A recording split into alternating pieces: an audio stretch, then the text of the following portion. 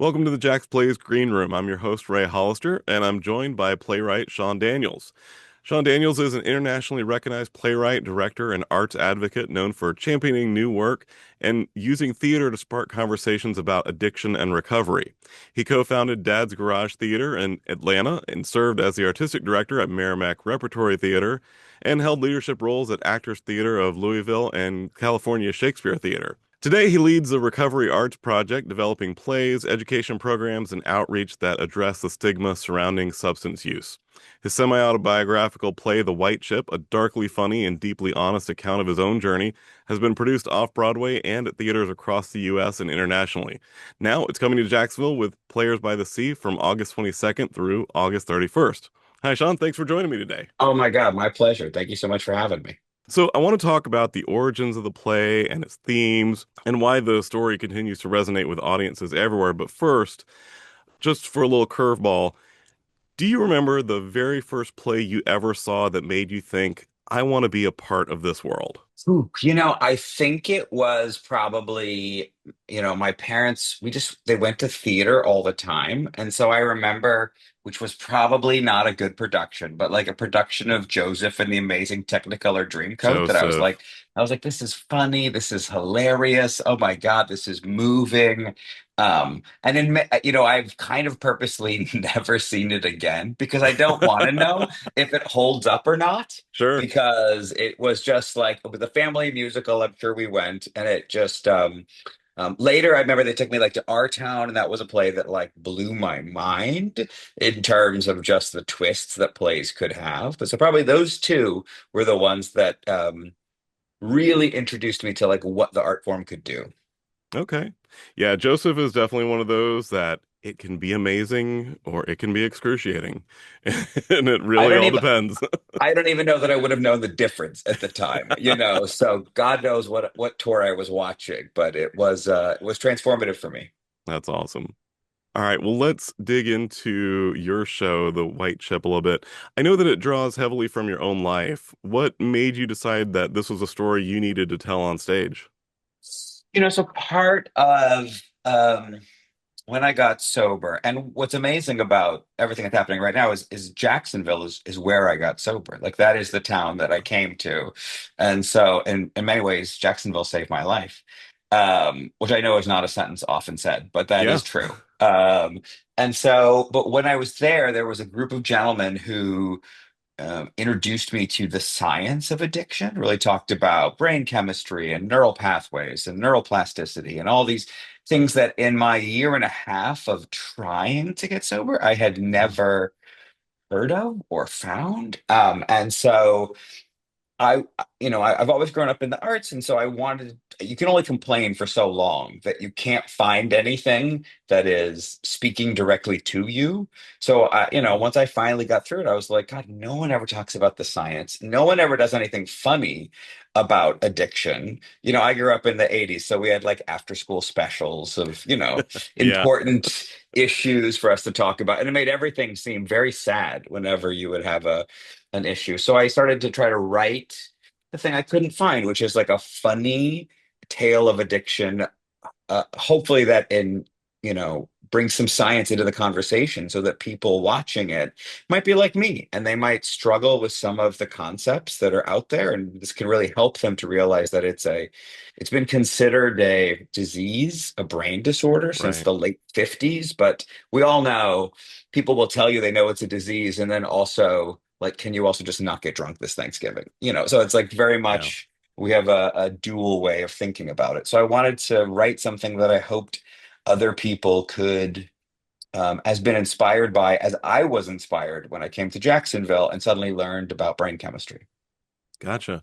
How do you strike the balance between the humor and the vulnerability when you're telling such a personal and difficult story?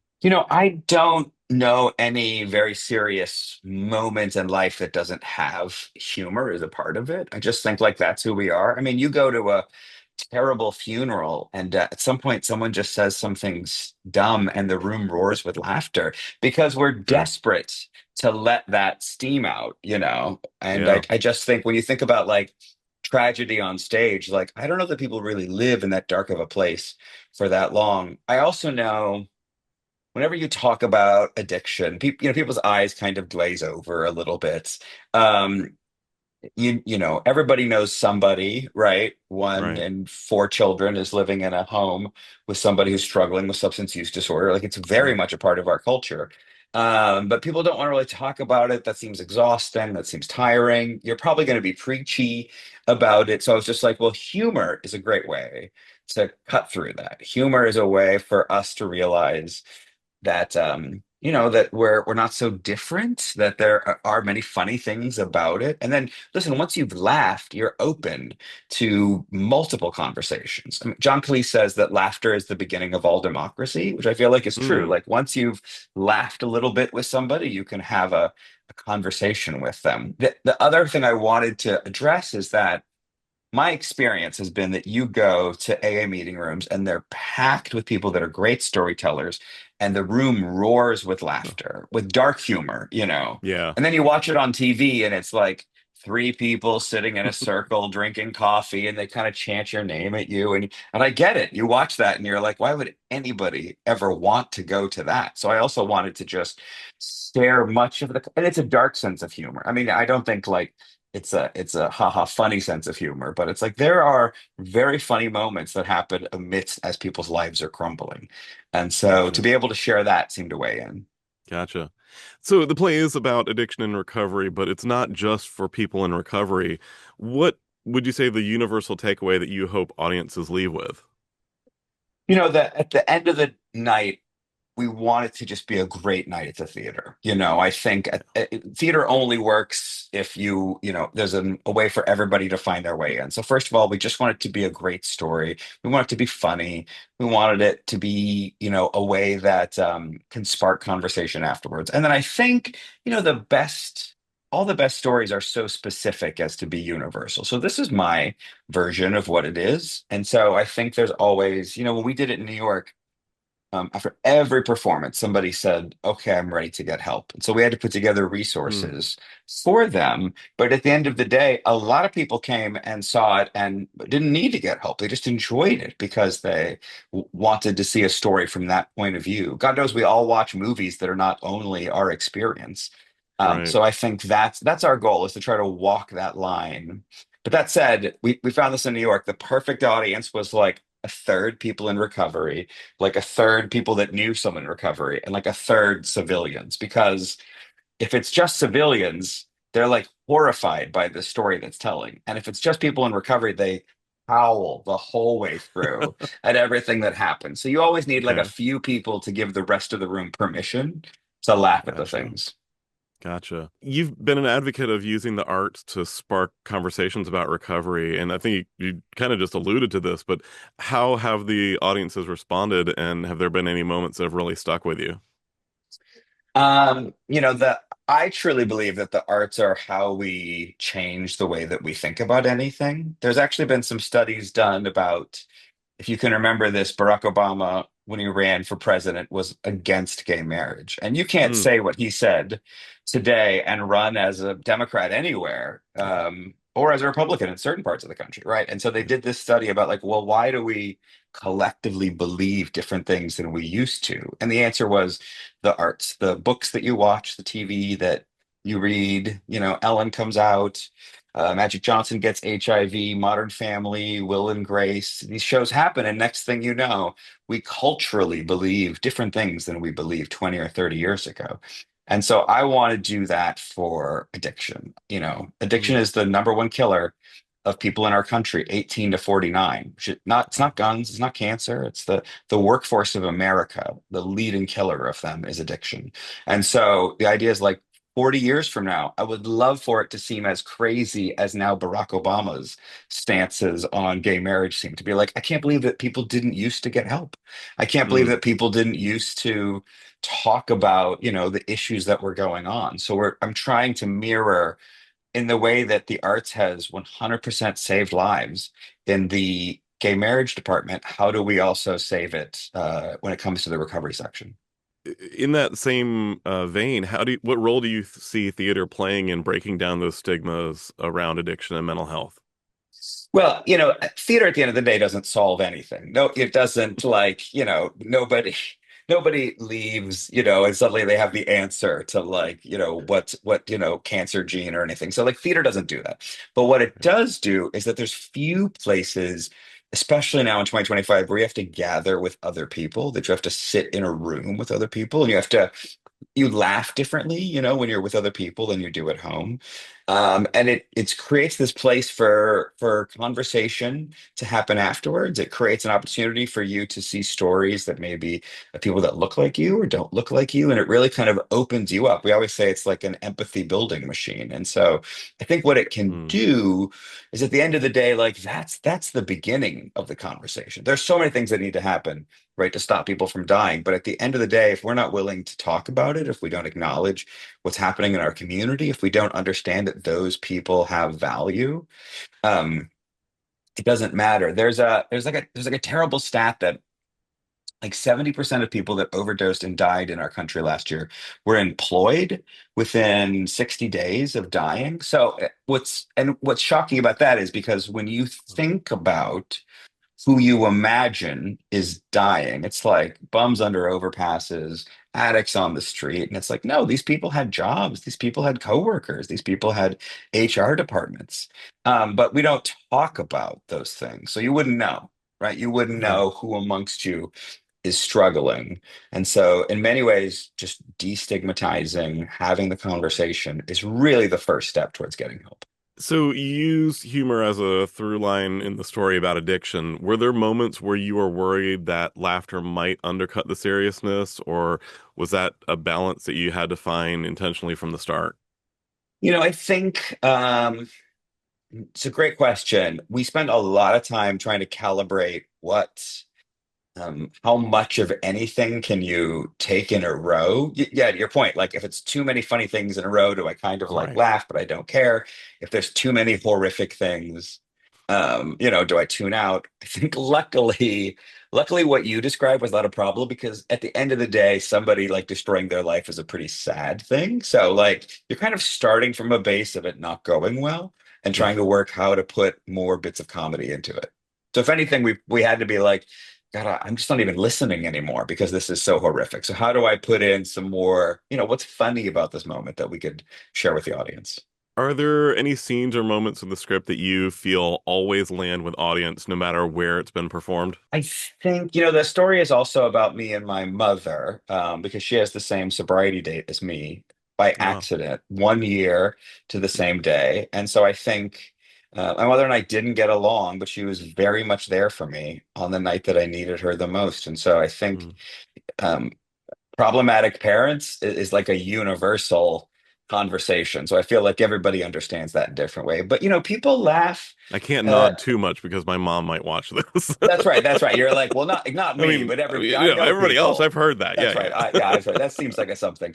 But it based on, it's played different places. It's playing in London right now also. People laugh at different things. I mean, Mhm.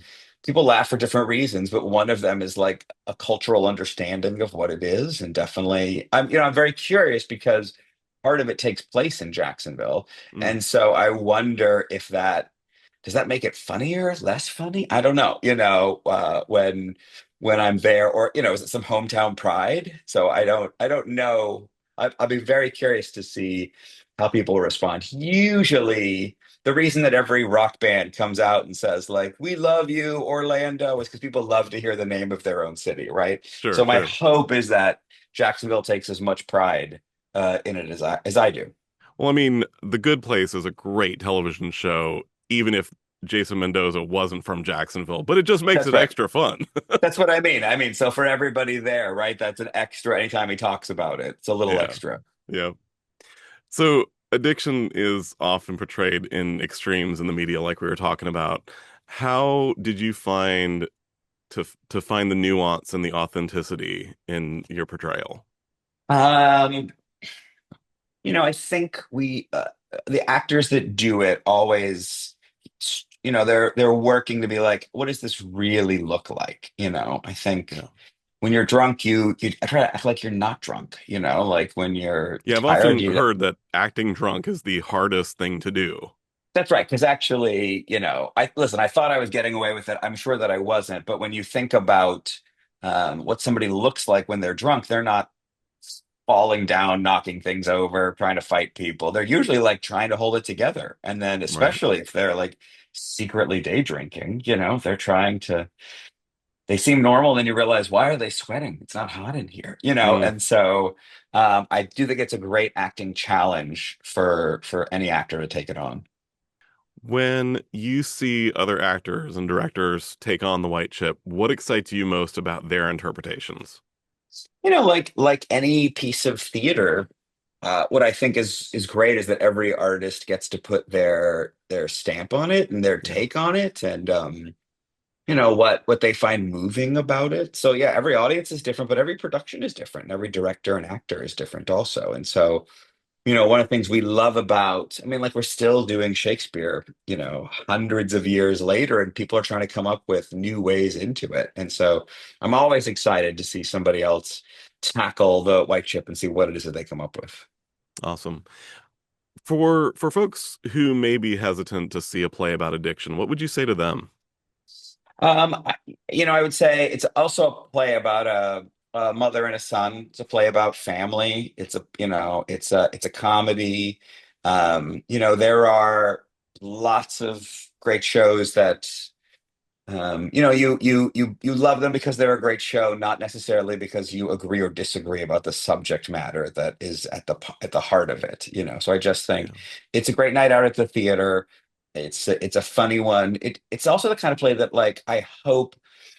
Listen, it's not a TED Talk. Nobody feels guilty about it. I will say we Yeah. did a reading of it in Scotland, and maybe this is just people in Scotland, but they had a bar at the reading, and like a Oh, bunch of people brought beer into the reading to watch.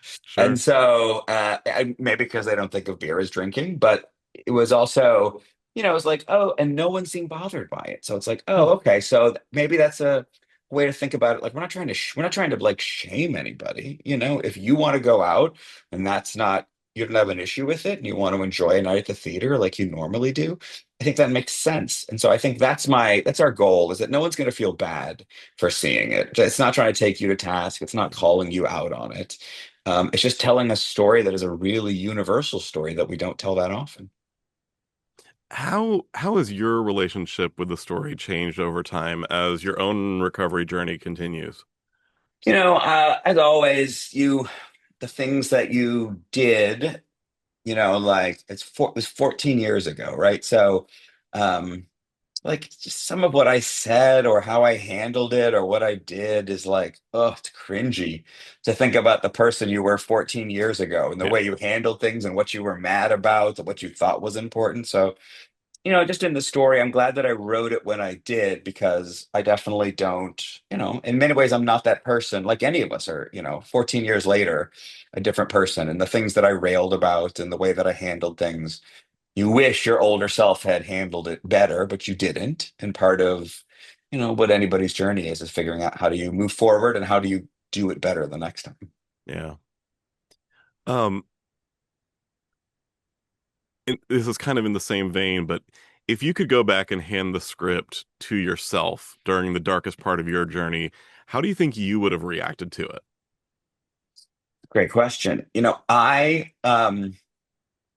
I was terrified the whole time that it wasn't going to work out. Like I really wanted it to work out, but I didn't think it would. And part of it was I had like a very strict religious upbringing, and there's a big part of AA that's about God, and I just couldn't do the God part. And so, which is why having conversations about science was so helpful to me, because it allowed me another way in. But there was a, like, always whenever I was working on it, whenever I had a little bit of sobriety and then I would fall apart, part of me would be like, I don't think you're gonna make it. I really Mm, don't think, because you can't do this part. And everybody says it's a God of your own understanding. It doesn't have to be these things. But so many people I knew, it wasn't a God of their understanding. It was straight up God.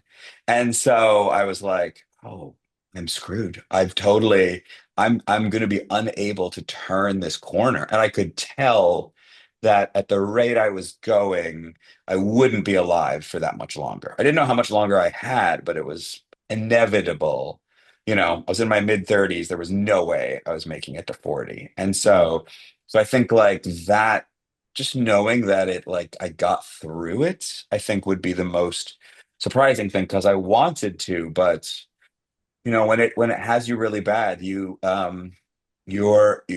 if you could, you feel like if I could stop, I would, and I can't. gotcha. The play's title is a symbol that's familiar in recovery circles, but not always to the general public. What made you decide to keep that title, and how do audiences unfamiliar with it respond? So when you go to an AA meeting, if you have what they say 24 hours or a desire to stop drinking, you get what's called a white chip. And so that's like and you get as time goes on chips or coins for lengths of sobriety. So eventually you get 30 days, 60 days, 90 days, 6 months, a year, 2 years, 50 years, whatever it is. And so I collected so many white chips because I was a huge relapser. It took me a year and a half to get 90 days.